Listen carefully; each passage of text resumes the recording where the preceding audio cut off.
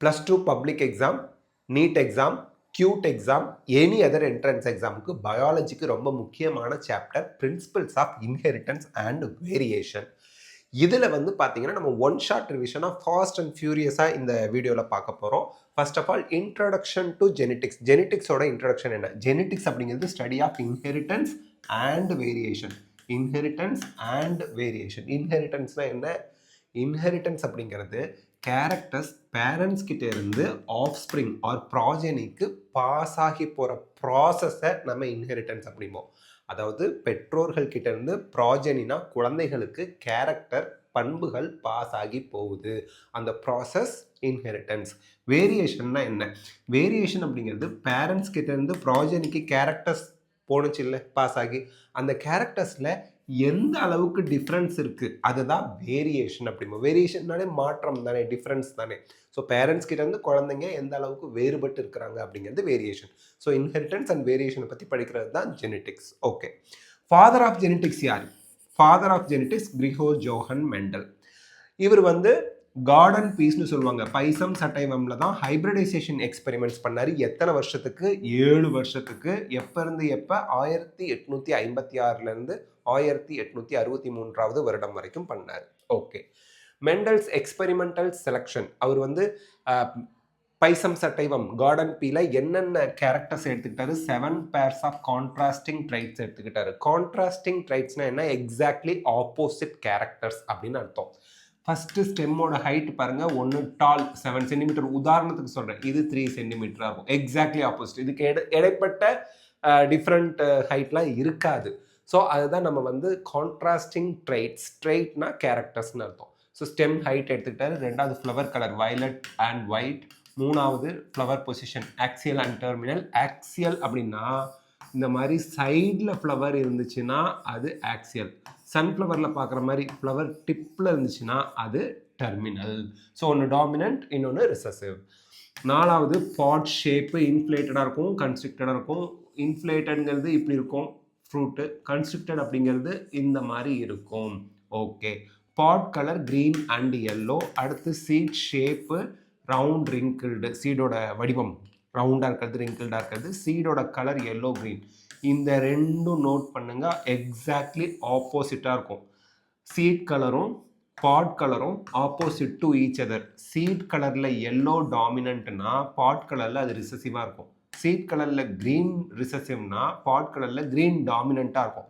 So seat கலரில் எது dominant அது பாட் கலரில் ரிசசிவாக இருக்கும். சீட் கலரில் எது ரிசசிவ் பாட் கலரில் டாமினண்ட்டாக இருக்கும். That is very important. Exam point of வியூவில் ஞாபகம் வச்சுக்கோங்க. அடுத்து மோனோஹைப்ரிட் கிராஸ். மோனோஹைப்ரிட் கிராஸில் இது ரெண்டுமே ஸ்மால் டீங்க, நோட் பண்ணிக்கோங்க. ஸோ பேரண்டலில் நம்ம வந்து ஹோமோசைகஸ்னால் ரெண்டுமே கேபிட்டல் டி ரெண்டுமே ஸ்மால் டின்னு இருந்தால் நம்ம homozygous. So homozygous dominant parent recessive parent எடுத்து கிராஸ் பண்ணி வர F1 ப்ராஜெனிஸ் எல்லாமே, F1ல வந்து ஆஃப் ஸ்ப்ரிங்ஸ் யங் பிளான்ட்ஸ் எல்லாமே டாமினன்ட் கேரக்டர்ஸை தான் எக்ஸ்பிரஸ் பண்ணுச்சு. F2 ஜென்ரேஷன் வந்து எப்படி நமக்கு கிடைக்குதுன்னா F1 செல்ஃப் பாலினேட் பண்ணி.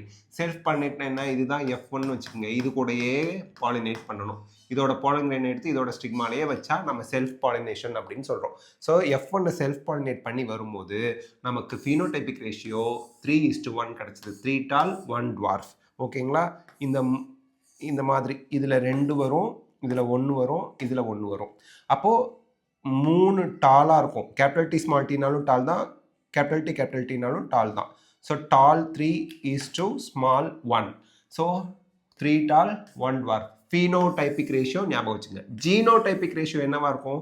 1 capital T, 2 capital D small T, 1 small T. So monohybrid கிராஸோட ஜீனோடைப் வந்து 1:2:1. எக்ஸாமில் கொஷின் பார்க்கும்போது அவன் ஃபீனோடைப் கேட்குறாங்களா ஜீனோடைப் கேட்குறாங்களான்னு பார்த்து கரெக்டாக ஆன்சர் பண்ணுங்க. ஸோ டெஸ்ட் கிராஸ் அப்படின்னா என்ன? டெஸ்ட்னாலே என்னது? சோதிக்கிறது. Crossing and F1 individual with a homozygous recessive parent. ஏதோ ஒரு F1 இண்டிவிஜுவலை எடுத்துங்க. F1 யூஸ்வலாக ஹெட்ரோசைகஸாக தான் இருக்கும். இப்போது F1 இண்டிவிஜுவலையோ அல்லது ஹோமோசைகஸ் டாலையோ கொடுத்தா இந்த ரெண்டையும் வெளியில் பார்க்கும்போது 7 சென்டிமீட்டர் உயரத்தில் டாலாக தான் தெரியும். எது கேபிட்டல் டி, எது கேபிட்டல் டி ஸ்மால் டின்னு எப்படி தெரியும்? அதை செக் பண்ணுறதுக்கு தான் ஜீனோடைப் ஆஃப் த F1 ஜென்ரேஷனை செக் பண்ணுறதுக்கு தான் டெஸ்ட் கிராஸ் பண்ணுறாங்க. டெஸ்ட் கிராஸ் அப்படிங்கிறது F1 ஜென்ரேஷனை நீங்கள் பியூர் ரிசசிவ் பேரண்டோட கிராஸ் பண்ணணும் to determine unknown genotype. Genotype தெரியாததோட ஜீனோடைப்பை கண்டுபிடிக்கிறதுக்கு தான் டெஸ்ட் கிராஸ் பண்ணுறோம். நெக்ஸ்ட்டு லாஸ் ஆஃப் இன்ஹெரிட்டன்ஸ், அது மெண்டலோடது தான் பார்க்கலாம். ஒன்று law of dominance. Law of dominance அப்படிங்கிறது என்ன? Characters R controlled by discrete units. தனித்தனியாக இருக்கக்கூடிய யூனிட் ஜீன்ஸ் தான் அது கால்டு ஃபேக்டர்ஸ்.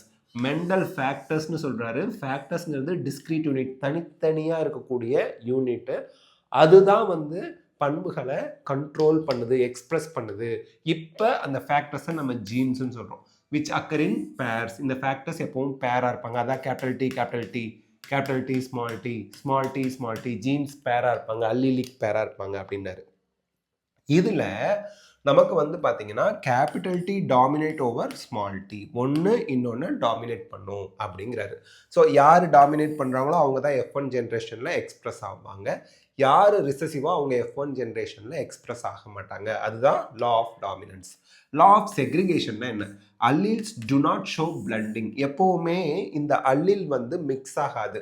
உதாரணத்துக்கு இப்போ கேபிட்டல் டி ஸ்மால் டின்னு இருக்குன்னா இது கேமிட் ஃபார்மேஷன் அப்போ கேபிட்டல் டி தனியாக போயிடுது, ஸ்மால் டி தனியாக போயிடுது. ரெண்டும் மிக்ஸ் ஆகலை இல்லையா? அதை தான் இங்கே சொல்கிறாங்க. They separate during gamete formation. So a gamete receives only one of two factors.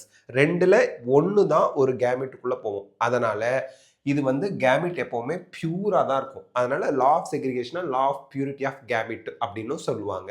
So இது வந்து எல்லாத்துக்கும் பொருந்தும், எல்லா ஆர்கானிசத்துக்கும் இது பொருந்தும். அதான் யூனிவர்சல் அப்படின்னு சொல்கிறது. நெக்ஸ்ட்டுங்க, deviations from Mendelian ratios. Mendelian ரேஷியோஸோட ஒத்து போகாத 3 விஷயத்தை இப்போ நம்ம பார்க்க போகிறோம். ஒன்று incomplete dominance. What is incomplete dominance? யாருமே டாமினேட்டாக இருக்க மாட்டாங்க.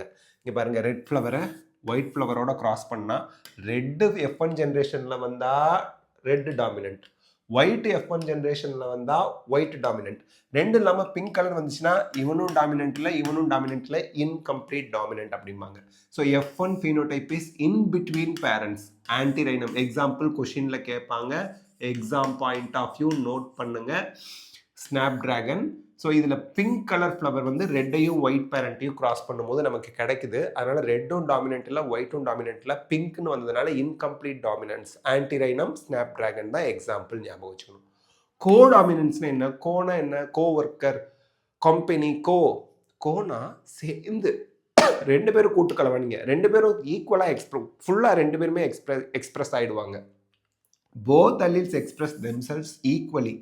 ABO blood groupல AB bloodல நமக்கு Aவும் எக்ஸ்பிரஸ் ஆகிடும், Bயும் எக்ஸ்பிரஸ் ஆகிடும். அதனால ABங்கிற ஒரு blood group இருக்கு.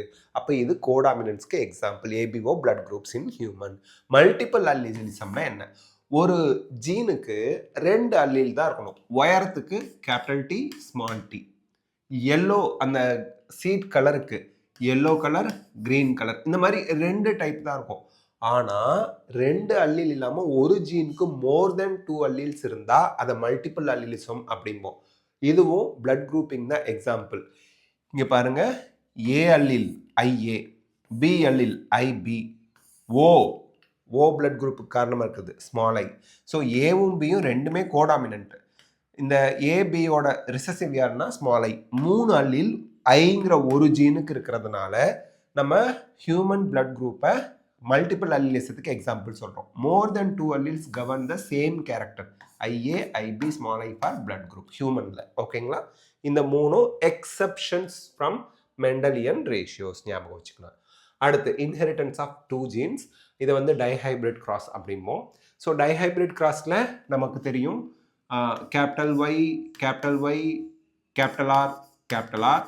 இது ஒரு 2 ட்ரைட்டை எடுத்துக்கிட்டு கிராஸ் பண்ணுது. ஸ்மால் ஆர், ஸ்மால் ஒய் அப்படின்னு பேரண்டல் கேரக்டர் 2 கேரக்டரை ஒரே சமயத்தில் எடுத்துக்கிட்டு கிராஸ் பண்ணி வரது தான் டைஹைப்ரிட் கிராஸ். டைஹைப்ரிட் கிராஸை பேஸ் பண்ணி அவர் சொன்னது வந்து law of independent assortment. When 2 pairs of traits are combined in a hybrid. எடுத்துக்காட்டுக்கு இப்போ இதில் RY அப்படிங்கிற கேமிட் ஃபார்ம் ஆகும், இங்கே ஸ்மால் ஆர் ஸ்மால் ஒய்னு கேமிட் ஃபார்ம் ஆகும். அப்போ F1 ஜென்ரேஷனில் capital R small R, capital Y small Y. இங்கே ஹைப்ரிடாக இருக்குது. இங்க 2 pairs ஆஃப் ட்ரைட், இது ஒரு பேர், இது ஒரு பேர், 1 பேர், 2 பேர், 2 pairs ஆஃப் ட்ரைட்ஸ் வந்து பேர் ஆயிருக்கு. ஓகே, இப்போ இது செக்ரிகேட் ஆகும்போது கேமிட் ஃபார்மேஷன் ஃபார்ம் பண்ணும்போது ஒரு பேரு இன்னொரு பேர் கிட்ட இருந்து இண்டிபெண்டா பிரியும்னு சொல்றாங்க. Segregation of one pair of character is independent of the other pair. Capital R small ஆர்ங்கிற பேரு கேபிட்டல் ஒய் ஸ்மால் ஒய்யால அஃபெக்ட் ஆகாது. உதாரணத்துக்கு கேபிட்டல் ஆர் கேபிட்டல் ஒய் கூடயும் சேரலாம், கேபிட்டல் ஆர் ஸ்மால் ஒய் கூடயும் சேரலாம். கேபிட்டல் ஆர் கேபிட்டல் ஒய் கூட மட்டும்தான் சேரும்னு இந்த பேர் வந்து அதை கண்ட்ரோல் பண்ணாது. இண்டிபெண்டன்ட், தனித்து பிரியும். அதே மாதிரி ஸ்மால் ஆர் கேபிட்டல் ஒய் கூட சேரலாம், ஸ்மால் ஆர் ஸ்மால் ஒய் கூட சேரலாம். இதை தான் நம்ம இண்டிபெண்டன்ட் அசார்ட்மெண்ட் அப்படின்னு சொல்கிறோம். இது டைஹைபிரிட் கிராஸை வச்சு தான் ப்ரூவ் பண்ண முடியும். அடுத்து F2 ஜென்ரேஷனில் நமக்கு டைஹைபிரிட் கிராஸில் வர ரேஷியோ 9:3:3:1. இது எப்படி வந்ததுன்னா மோனோஹைபிரிட் கிராஸோட ஃபீனோடைபிக் ரேஷியோ என்ன 3:1. இது ஒரு கேரக்டர். இன்னொரு மோனோஹைபிரிட்னா 3:1. So mono plus mono dia 3 3s are 9, 3 into 1 3, again 1 into 3 3, 1 1 1. So இப்படி தான் டைஹைபிரிட் கிராஸ் வந்து 9:3:3:1 எல்லாம் மேத்தமெட்டிக்ஸ் தான். மெண்டல் வந்து மேத்தமெட்டிக்ஸில் புலி. ஓகே, ஸோ 9 என்ன கேரக்டர் ரவுண்ட் எல்லோவாக இருந்துச்சு, 3 ரவுண்டு க்ரீனாக இருந்துச்சு, 3 ரிங்கிள்டு எல்லோவாக இருந்துச்சு, 1 ரிங்கிள்டு க்ரீனாக இருந்துச்சு. ஜீனோடைபிக் ரேஷியோ நீங்கள் நோட் பண்ணி வைங்க, கமெண்ட் செக்ஷனில் சொல்லுங்கள் ஜீனோடைபிக் ரேஷியோ ஆஃப் டைஹைபிரிட் கிராஸை. ஓகே, நெக்ஸ்ட்டு அது எக்ஸாம் பாயிண்ட் ஆஃப் வியூவில் முக்கியம். குரோமோசோமல் தியரி ஆஃப் இன்ஹெரிட்டன்ஸை ப்ரப்போஸ் பண்ணது சுட்டன் அண்ட் பொவேரி. அவங்க என்ன சொன்னாங்க, குரோமோசோம்ஸும் ஜீன்ஸும் 3 விதமாக ஒரே மாதிரி இருக்கும், பேரலலிசம் ஒரே மாதிரி தான் இருக்கும். நமக்கு டேபிள் கொடுத்துருப்பாங்க, அது டிஃப்ரென்ஸ்ன்னு நினச்சிக்காதீங்க, ரெண்டும் ஒரே பாயிண்ட்ஸ் தான். குரோமோசோம்ஸும் they are occurs in pairs. Chromosome பேராக தான் இருக்கும், ஜீன்ஸும் பேர்ஸாக தான் இருக்கும், எப்போவுமே பேராக தான் இருக்கும், மறந்துடாதீங்க. சரி, குரோமோசோம் மியாசிஸ் அப்போ கேமிட் ஃபார்மேஷன் அப்போ தனித்தனியாக செக்ரிகேட் ஆகும். So segregation during gamete formation தனித்தனியாக செக்ரிகேட் ஆகும். அதே போல தான் ஜீன்ஸும் கேமிட் ஃபார்மேஷன் அப்போ செக்ரிகேட் ஆகும். ஜீன்ஸும் குரோமோசோமும் ஒரே மாதிரி தான் பிஹேவ் பண்ணும், எப்போவுமே பேராக தான் இருப்பாங்க. கேமிட் ஃபார்மேஷன் அப்போ தனித்தனியாக செக்ரிகேட் ஆகுவாங்க. 2 பேருமே இண்டிபெண்ட் அசார்ட்மெண்ட். எந்த குரோமோசோமோட 2 pairs ஆஃப் குரோமோசோம் இருந்துச்சுன்னா யார் யார் கூட பேர் ஆகுவாங்கங்கிறது அது இண்டிபெண்ட் அசார்ட்மெண்ட்டாக பிரியும். தனித்து பிரிதல் விதி பார்த்தோம்லே அதே போல தான் கேமிட்ஸும். ஸோ இந்த 3ஐயுமே சுட்டன் அண்ட் பொவேரி வந்து குரோமோசோமல் தியரி ஆஃப் இன்ஹெரிட்டன்ஸாக தொகுத்து கொடுத்தாங்க with the help of Mendel's work. Okay, இப்போ குரோமோசோமல் தியரியை ப்ரூஃப் பண்ணது எக்ஸ்பெரிமெண்டலாக யாருன்னா தாமஸ் ஹண்ட் மார்கன், TH மார்கன்னு சொல்லுவாங்க. இவர் இந்த குரோமோசோமல் தியரி ஆஃப் இன்ஹெரிட்டன்ஸை ப்ரூஃப் பண்ண யூஸ் பண்ண ஆர்கானிசம் ட்ரோசோஃபைலா மெலனோகாஸ்டஸ், ஃப்ரூட் ஃப்ளை அப்படின்னு சொல்லுவோம். நெக்ஸ்ட், இது என்ன ஃப்ரூட் ஃப்ளை வந்து ஈஸியாக மல்டிப்ளை ஆகும். ஒரு பாட்டிலுக்குள்ளே சோறு போட்டு ஃப்ரூட் ஃப்ளை 2 மேல் ஃபீமேல் போட்டாலே அது நிறைய மல்டிப்ளை ஆகிடும். அண்ட் அதில் மேல் ஃபீமேல் ஈஸியாக டிஃப்ரென்சியேஷன் கண்டுபிடிச்சிடலாம். அதோட லைஃப் சைக்கிள் ரொம்ப குட்டி தான் அப்படிங்கிறதெல்லாம் ரீசனாக வச்சு அவர் அதை எக்ஸ்பெரிமெண்டல் ஆர்கானிசமாக எடுத்துக்கிட்டார். லிங்கேஜ் அண்ட் ரீகாம்பினேஷன் இது ரொம்ப முக்கியம். So physical association between genes in a same chromosome. ஒரே குரோமோசோமில் 2 ஜீன்ஸ் இடையில இருக்க ஃபிசிக்கல் அசோசியேஷன் எவ்வளோ தூரமாக இருக்குது, எவ்வளோ பக்கத்தில் இருக்குது, அதுதான் லிங்கேஜ் அப்படிமோ. Physical association of a gene on a chromosome, 1 chromosome, same குரோமோசோமில் இருக்கிறது. ஸோ இதில் வந்து பார்த்தீங்க அப்படின்னா ரீகாம்பினேஷனுங்கிறது லிங்கேஜுக்கு ஆப்போசிட்டுங்க. ஸோ இந்த 2 recombination parental type A B small A small பின்னா இதில் கேபிட்டல் ஏ ஸ்மால் பியும் ஸ்மால் ஏ கேபிட்டல் பியும் நான் பேரண்டல் காம்பினேஷன். ஓகேங்களா, இந்த ஏரோ கன்ஃபியூஸ் ஆகிற மாதிரி போட்டாச்சு. நான் பேரண்டல் காம்பினேஷன்ஸ் வந்து இவங்க தான். இந்த மாதிரி நான் பேரண்டல் காம்பினேஷன் வருது இல்லையா, அதுதான் ரீகாம்பினேஷன் அப்படிமோ. Recombination is opposite to linkage. லிங்கேஜுங்கிறது பேரண்டல் காம்பினேஷன் ஜாஸ்தியாக உருவாக்கிடும், எவ்வளோ க்ளோஸாக அரேஞ்ச் ஆயிருக்குன்னு. லிங்கேஜ் ரொம்ப ஜாஸ்தியாக இருந்தால், ஹைலி லிங்க்டு ஜீன்ஸ்க்கு இடையில லிங்கேஜ் ஜாஸ்தியாக இருந்தால் ரீகாம்பினேஷன் குறைவாக இருக்கும். லிங்கேஜ் குறைவாக இருந்துச்சுன்னா ரீகாம்பினேஷன் ஜாஸ்தியாக இருக்கும், மறந்துடாதீங்க. So degree of linkage and mapping, tight லிங்கேஜில் லோ ரீகாம்பினேஷன், லெஸ் தென் 50% தான் ரீகாம்பினேஷன் இருக்கும். அதே நமக்கு வந்து டைட் லிங்கேஜில் லோ ரீகாம்பினேஷன் வரும். லூஸ்லி லிங்கில் இங்கே பாருங்கள், டைட் லிங்கேஜில் C and Dங்கிற ஜீன்ஸ் பக்கத்தில் அரேஞ்ச் ஆயிருக்கு. இங்கே E அப்படி Fங்கிற ஜீன்ஸ் ரொம்ப தள்ளி அரேஞ்ச் ஆயிருக்கு, லூஸ் லிங்கேஜ். லிங்கேஜ் ரொம்ப தள்ளி இருந்ததுன்னா ரீகாம்பினேஷன் ஜாஸ்தியாக இருக்கும், மோர் தென் 50% இருக்கும். So loose linkage high recombination, tight linkage low recombination. ரீகாம்பினேஷனுங்கிறது நான் பேரண்டல் கேரக்டர் உருவாகிறது. ஸோ லிங்கேஜ் ஹையாக இருந்தால் நான் பேரண்டல் கேரக்டர் கம்மியாக தான் வரும். லிங்கேஜ் ரொம்ப லூஸாக இருந்துச்சு, லிங்கேஜே இல்லை, இங்கே தள்ளி தள்ளி அரேஞ்ச் ஆகிருக்கு. லிங்கேஜ்னால் கனெக்ஷனில் பக்கத்தில் இருக்குது, இங்கே டிஸ்டன்ஸ் ஜாஸ்தியாக இருக்கிறது தான் லூஸ் லிங்கேஜ். அப்போது நான் பேரண்டல் கேரக்டர்ஸ் ஜாஸ்தியாக இருக்கும், மறந்துடாதீங்க. ஆல்ஃப்ரெட் ஸ்டர்டிவன்ட் அவரு தான் ஜெனட்டிக் மேப்பை கன்ஸ்ட்ரக்ட் பண்ணவர்.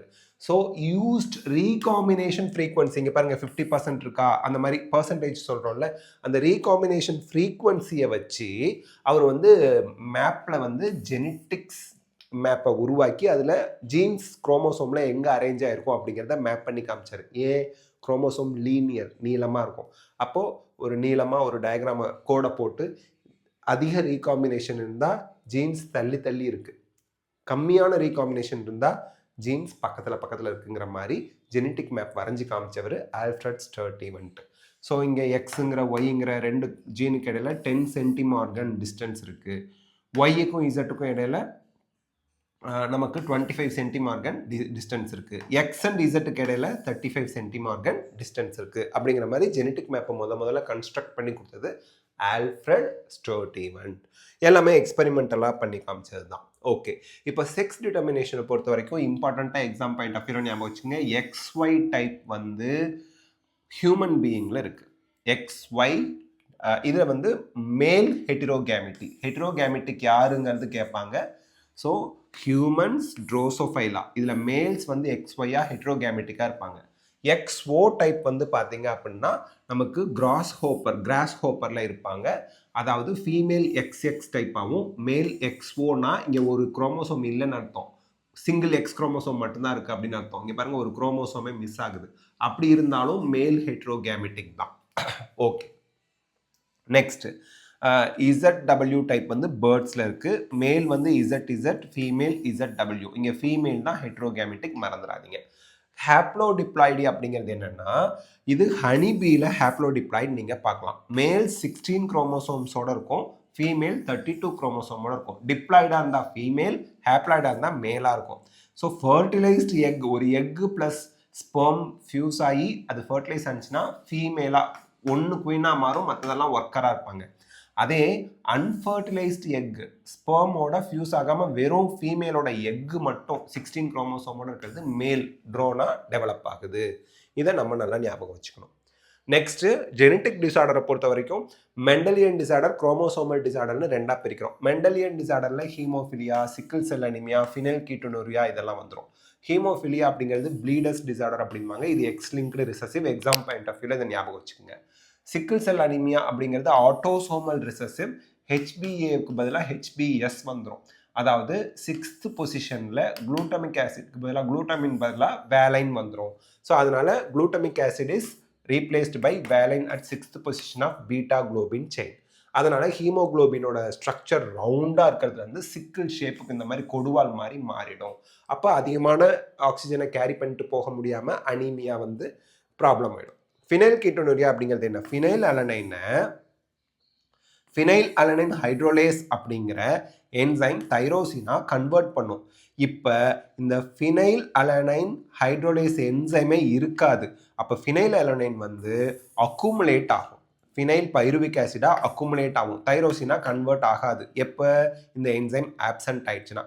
ஸோ இந்த என்சைம் வந்து சுரக்க முடியாத ஒரு நிலை இருந்தது அப்படின்னா ஃபினைல் அலனைன் வந்து தைரோசினா மாறாது. அப்போ அது ஃபினைல் பைருவிக் ஆசிடாக உடம்புல சேகர ஆரம்பிக்கும். ஸோ இன்பார்ன் எரர்னால வரது, மெட்டபாலிசத்தில் வர இன்பார்ன் பிறவிலேயே வரக்கூடிய ப்ராப்ளம். ஸோ இதில் ஃபினைல் அலனைன் ஹைட்ரோலைஸ் என்சைம் இல்லாமல் போகிறதுனால வரக்கூடிய ப்ராப்ளம். இதனால் மென்டல் ரிட்டார்ட்னஸ் வரும், நிறைய ப்ராப்ளம்ஸ் வரும். ஓகே, அடுத்து chromosomal disorders, gain or loss of a chromosome. ஆனால் மெண்டலியன் டிசார்டர்ங்கிறது ஒரு ஜீனில் வர சேஞ்சு, பட் இங்கே ஒரு குரோமோசோமே எக்ஸ்ட்ராவாக வரும் அல்லது இல்லாமல் போயிடும். ஸோ டவுன் சிண்ட்ரோம் அப்படிங்கிறது என்னென்னா trisomy of chromosome number 21. Chromosome number 21 2 இருக்கிறதுக்கு பதிலாக 3 இருக்கும், அதான் டவுன் சிண்ட்ரோம். கிளைனிஃபெல்டர் சிண்ட்ரோம் அப்படிங்கிறது XXY. ஸ்டிரைல் மேல்ஸாக இருப்பாங்க வித் ஃபெமினைன் ஃபீச்சரோட, பார்க்குறதுக்கு ஃபீமேல் பிரஸ்டெல்லாம் டெவலப் ஆகிடும், கைனோகோமேஸ்டியாலாம் வந்துடும். ஸோ இது எக்ஸ்ட்ராவாக ஒரு Y குரோமோசோம் இருக்கிறதுனால. நெக்ஸ்ட்டு டர்னர் சிண்ட்ரோம் அப்படிங்கிறது வந்து பார்த்தீங்கன்னா 45 குரோமோசோம் வித் XO டைப், அதாவது 2 X குரோமோசோம் மேலே இந்த ஃபீமேலுக்கு ஒரு X குரோமோசோம் தான் இருக்கும். ஃபீமேல்ஸ் வந்து ஸ்டிரைலாக இருப்பாங்க. ஸோ இது எல்லாமே நம்ம வந்து குரோமோசோமல் டிஸார்டர்ஸில் நம்ம தெரிஞ்சிக்க வேண்டியது. So next one short revision molecular basis of இன்ஹெரிட்டன்ஸை நம்ம ஃபாஸ்ட் அண்ட் ஃபியூரியஸாக பார்ப்போம். இந்த வீடியோ உங்களுக்கு ஹெல்ப்ஃபுல்லாக இருந்தால் லைக், ஷேர், கமெண்ட் பண்ணுங்கள். பயாலஜி சிம்பிளிஃபைட் நம்ம சேனலுக்கு சப்ஸ்கிரைப் பண்ணுங்கள். Because your support is our strength. Thank you.